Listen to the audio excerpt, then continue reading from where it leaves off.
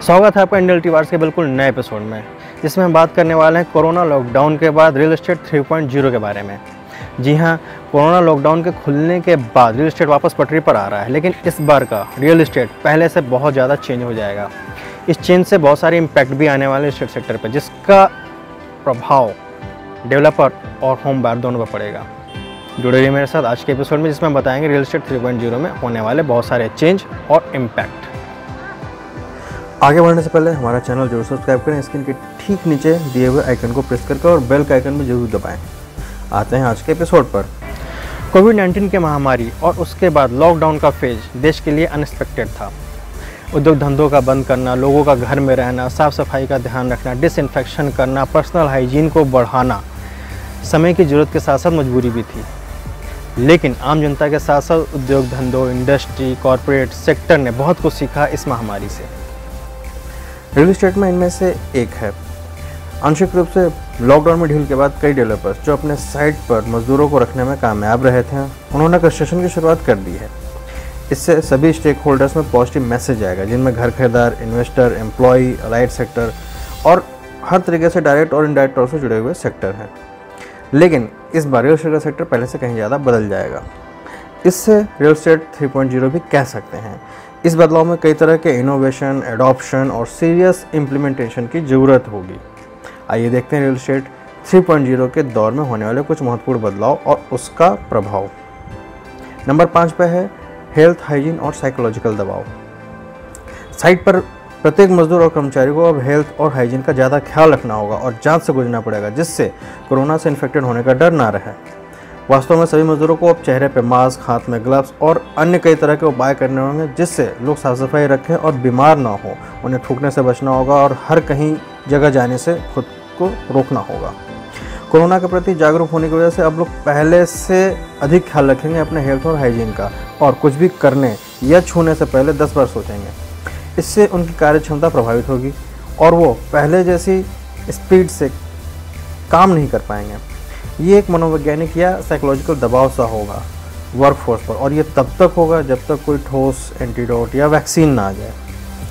इसका प्रभाव ये होगा कि लेबर और मजदूरों को वही काम करने में ज़्यादा समय लगेगा, यानी कि टाइम पीरियड बढ़ जाएगा किसी भी काम या प्रोजेक्ट के कंप्लीशन का। नंबर 4 पर है श्रमिकों का महत्व। प्रवासी वर्कर और लेबर का पलायन बहुत बड़ी समस्या लेकर आने वाला है। ये मैंने अपने पिछले एक एपिसोड में बताया था, जो आज सही साबित हो रहा है। किसी भी सेक्टर ने अपने लेबर और वर्कर के बारे में कभी भी इतनी शिद्दत से नहीं सोचा होगा जितना वो आज सोच रहे हैं, और ना उनको कभी इनकी इतनी कमी खली होगी।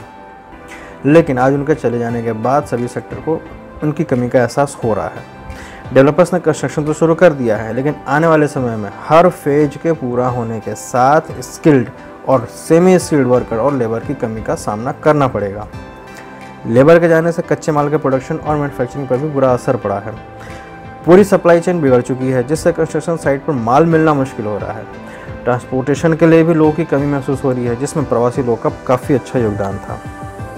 इसका प्रभाव ये होगा कि लेबर और मजदूरों के लिए सरकार और सेक्टर को ग्राउंड लेवल पर एक पॉलिसी बनाकर इम्प्लीमेंट करनी होगी, जिससे इस तरह की महामारी में उनके रहने और खाने की फिर कभी दिक्कत ना हो, यानी कि इस तरह का पलायन फिर कभी ना हो। नंबर 3 पे है रेजिडेंशियल प्लानिंग। हमें ये नहीं भूलना चाहिए कि कोविड-19 के कारण आम लोगों के क्लीनिंग और डिसइंफेक्शन के साथ साथ सोशल और फिजिकल डिस्टेंसिंग की ज़रूरत और महत्व को समझा है। लोगों ने अपने घर में रहने के साथ वायरस से बचने की ऐसी एक्सरसाइज अपनी लाइफ में शायद पहले कभी नहीं की थी, लेकिन बात जब अपने घर से बाहर की आती है तो आप कहीं ना कहीं म्यूनसिपैलिटी, अथॉरिटी, AOA और RWA पर निर्भर होते हैं। सरकार और उनके लोगों की कार्यशैली से सब परिचित होते हैं, जहां सफाई के लिए भी कंप्लेंट करनी पड़ती है और कई बार तो महीनों तक कुछ नहीं होता। ऐसे में हर कोई एक ऐसे सिस्टम में खुद को सुरक्षित महसूस करेगा जहां इस काम के लिए विशेष तौर पर जिम्मेदार लोग मौजूद हों और वो अपनी जिम्मेदारी पूर्ण तरीके से निभाएं। इसका फ़ायदा कहीं ना कहीं ग्रुप और रेजिडेंशियल हाउसिंग सोसाइटी को मिलेगा, जहां प्राइवेट कंपनी और उनके स्टाफ पर सैनिटाइजेशन और क्लीनिंग की जिम्मेदारी होती है। इसका प्रभाव ये होगा कि मौजूदा दौर में ऐसे प्रोविज़न करने होंगे जिससे डिस्टेंसिंग को मेंटेन किया जाए। इसके अलावा आने वाले फ्यूचर प्रोजेक्ट्स में सोशल और physical distancing based residential society की डिमांड भी बढ़ेगी। नंबर 2 पर है घरों की गारंटी और भुगतान परियोजनाओं का पुनर्गठन। प्रेजेंट कंडीशन को देखते हुए कई भावी खरीदार यानी प्रोस्पेक्टिव घर खरीदार किराए का भुगतान और नए फ्लैट की ईएमआई की एक्स्ट्रा देनदारी की जिम्मेदारी एक साथ बिल्कुल नहीं लेना चाहेंगे। इसलिए खरीदार किराए और ईएमआई के दोहरे बोझ से बचने के लिए या तो ready to move in house में निवेश करना पसंद करेंगे या फिर अपने इन्वेस्टमेंट को कुछ समय के लिए रोक लेंगे। रेडी टू मूव के लिए ये बहुत अच्छा समय है, लेकिन अंडर कंस्ट्रक्शन प्रोजेक्ट्स के डेवलपर्स को प्रोजेक्ट में कब्जे तक घर खरीदारों को कुशन देने के नए तरीके निकालने होंगे। इसका प्रभाव ये होगा कि बिल्डर को अपने पेमेंट प्लान ऐसे करने होंगे जिससे होम बायर को घर लेने का एहसास गृह प्रवेश के बाद ही हो और गारंटीड डिलीवरी वाले प्रोजेक्ट की डिमांड बढ़ेगी। नंबर 1 पे है सबसे सुरक्षित घर। कोविड-19 के कठिन दिनों में लोगों ने महसूस किया कि घर ही एकमात्र सुरक्षित वातावरण है। घर से काम के बढ़ते रुझान के साथ लोगों ने यह सुनिश्चित करने की आवश्यकता है कि उनके पास एक अच्छा घर हो जहां से वो ऑफिस का काम भी निपटा सकें।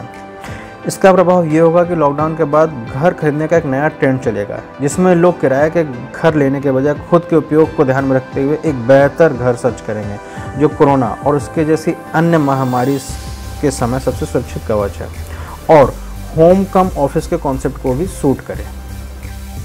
ये हैं वो रियल एस्टेट के 5 बड़े बदलाव जो रियल एस्टेट सेक्टर ने आज के पहले कभी महसूस नहीं किए थे। इसीलिए इस रियल एस्टेट को मैं रियल एस्टेट 3.0 बोल रहा हूँ, जो पहले वाले रियल एस्टेट से हटकर होगा, बहुत ज़्यादा बदलाव के साथ होगा।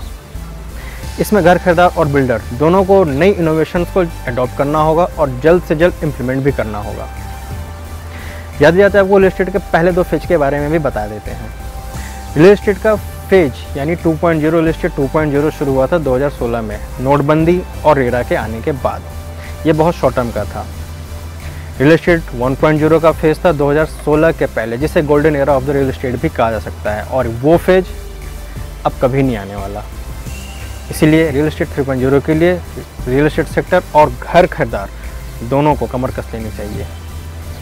आज के लिए इतना ही, फिर मिलेंगे अगले एपिसोड में नई जानकारी के साथ। तब तक जुड़े रहिए हमारे साथ इंडिया रियल्टी वायर्स का चैनल सब्सक्राइब करके। धन्यवाद।